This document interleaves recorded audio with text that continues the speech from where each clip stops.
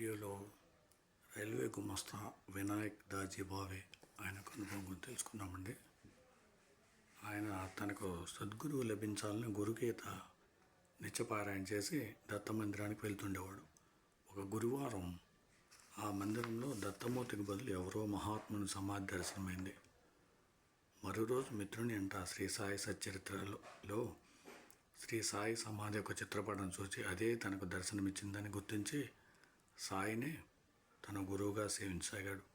కానీ మళ్ళీ సమాధి గురువు ఎలా అవుతుందని శంకించి మరొక సప్తాహం గురుగీత పారాయణ చేశాడు. స్వప్నంలో అతనికి దత్తావతారమైన శ్రీ నారాయణ మహారాజ్ అనే సిద్ధపురుషుడు దర్శనమిచ్చారు. భావే వెంటనే కేడ్గాంవ్ చేరాడు. తిరిగి అక్కడ ఆ స్వామి దర్శనమిచ్చి, నేను సాయి వేరు కాదు, నీవక్కడికే పో అన్నారు. అతడు ఈసారి నిస్సంశయంగా సాయిని ఆశ్రయించాడు. తరువాత ఒక సాధువు అతని చేయి చూసి, నీ గురువు సాయిబాబా అని చెప్పాడు.